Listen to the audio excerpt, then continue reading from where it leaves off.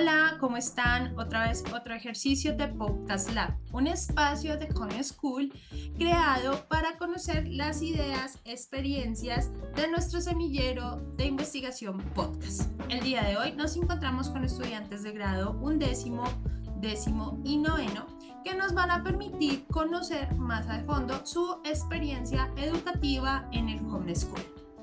Bienvenidos.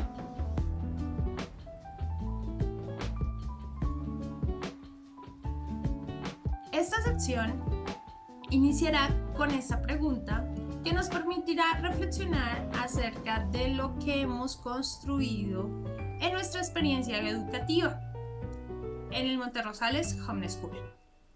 La primera pregunta que voy a realizar es la siguiente: ¿qué te motivó a elegir la educación en casa como alternativa a la escuela tradicional?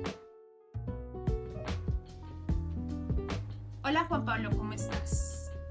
Hola, profe, ¿cómo estás? Muy buenas tardes a todos. Mi nombre es Juan Pablo, soy estudiante de Home School, vivo en el departamento del Tolima. Y pues referente a la pregunta de la profesora, ¿qué me motivó? Pues yo diría que la idea de estudiar en casa inicia desde la pandemia, ¿sí? Entonces, pues de ahí inició todo. Yo inicié a estudiar en un colegio llamado Colegio UCN. Pues ahí me metí más o menos en el tema de la virtualidad.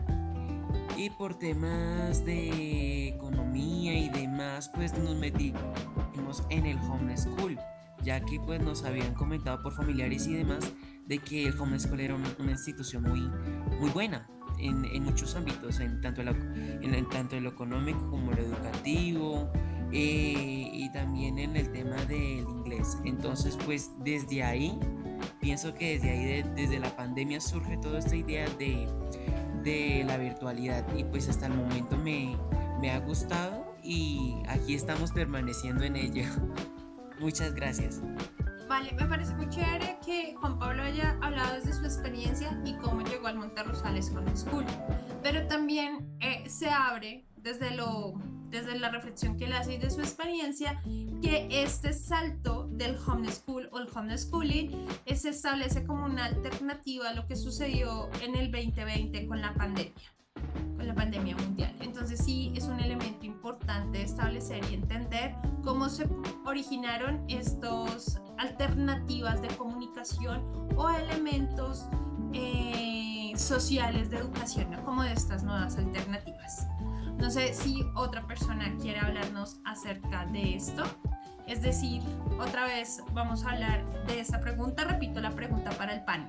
¿Qué te motivó a elegir la educación en casa como alternativa a la escuela tradicional? Luisa Camila, cuéntanos. Buenas tardes, soy Luisa Camila del Colegio Home School Monterrosales. Soy de la ciudad de Bogotá, de grado undécimo. La verdad, lo que me motivó a estudiar en casa fue, digamos, que es una nueva forma de aprender, ¿no? Porque yo usualmente aprendo de otra manera, muy distinta, y me llamó mucho la atención estudiar desde casa. Digamos que se me ha hecho mucho más fácil estudiar en casa que cuando iba en el colegio presencialmente. O sea, Entonces, no, dale, tranquila, continúa. entonces digamos que pues me he acostumbrado un poco más y he aprendido más en este colegio.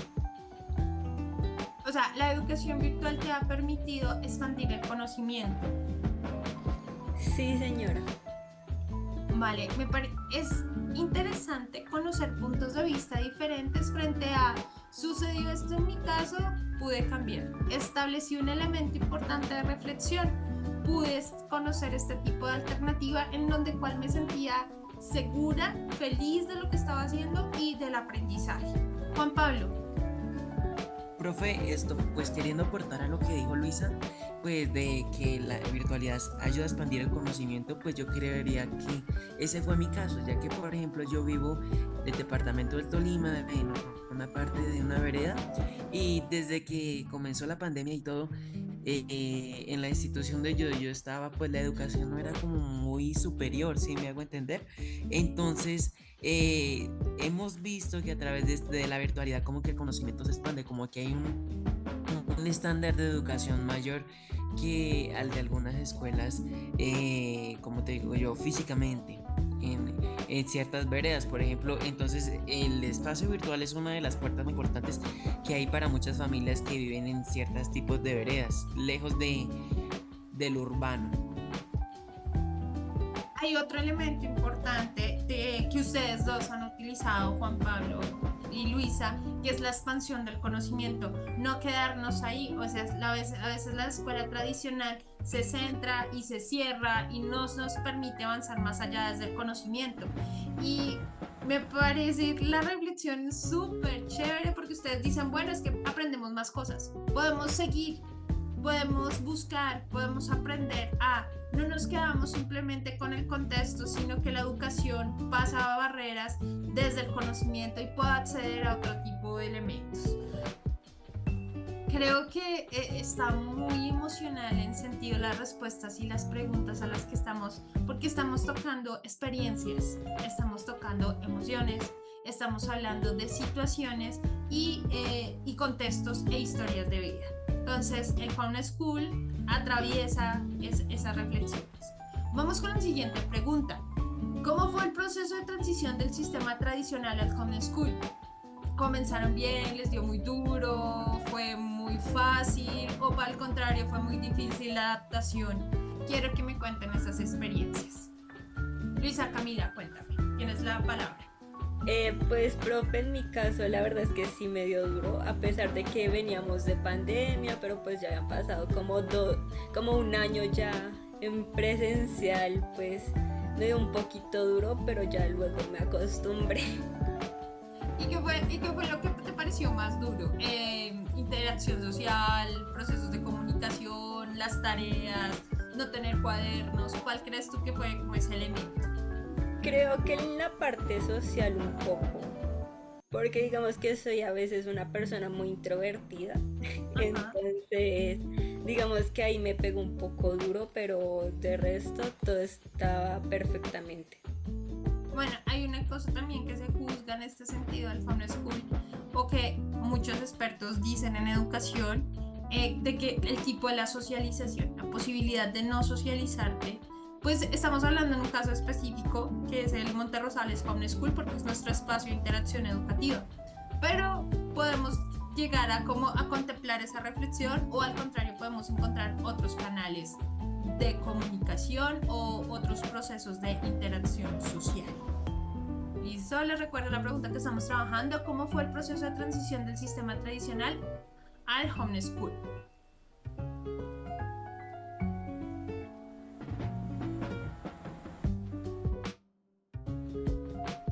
Bueno, Ángela, cuéntanos, ¿cuál ha sido tu experiencia y cuál fue ese proceso de la transición del sistema tradicional a Homeschool? Hola, mucho gusto, muchas gracias. Yo soy estudiante del grado 10º del Colegio Monterrosales Homeschool.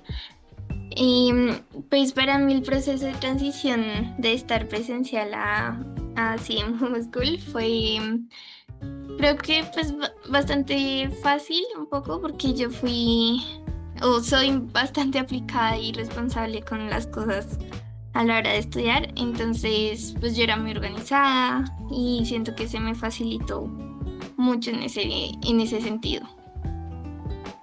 Bueno, hay otro elemento importante del Homeschool y son las habilidades que desarrollas: habilidades tecnológicas, habilidades sociales, habilidades de autonomía y de procesos educativos, y que pues tu proceso hace parte íntegramente de ti, de tus horarios, tus actividades, y ya no estás sujeta a una hora o a un calendario, digámoslo así, o de un trabajo desde hasta, sino que tú decides y tomas los tiempos. Entonces, eso sí me parece importante en este sentido, de que en tu caso personal la disciplina fue un elemento, o la autonomía fue un elemento importante en tu experiencia.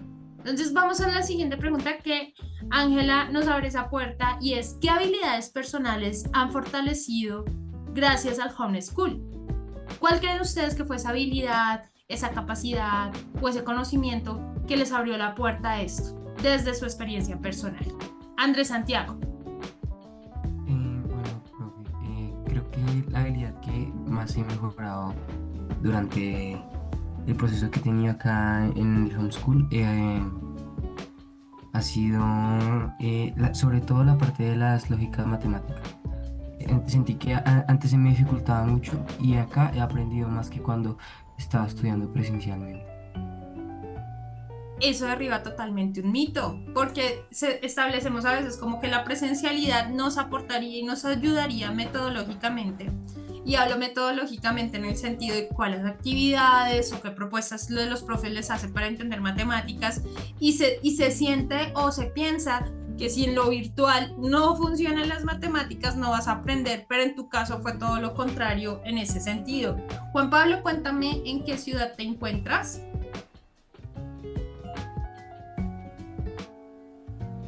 Profe, yo me encuentro aquí en el departamento del Tolima, por ahí en una vereda del municipio de Cunday. Ah, uy, súper. Hasta allá llega la señal del homeschool, del Monterrosales Homeschool. Genial, me parece muy, muy chévere en este sentido. No sé qué aportes o qué elementos quieran compartirnos nuestros estudiantes en este sentido. Luisa Camila. Bueno, profe, las habilidades personales que me ha dado es que sé investigar más, porque digamos que cuando me tocaba hacerlo en el presencial, pues la verdad es que no, solo copiaba y pegaba la información. Entonces, digamos que también me ha ayudado en ese caso. Pienso que es un elemento muy importante porque eso se llama en educación aula invertida. ¿Qué significa eso? Que tú tienes el conocimiento, tienes las herramientas y las habilidades, pero en tu proceso de tu casa, de tu hogar, se convierte en un aula de clase y te permite otras herramientas y otros elementos. O sea, está el lugar de conocimiento. Digamos que es el Monterrosales Homeschool.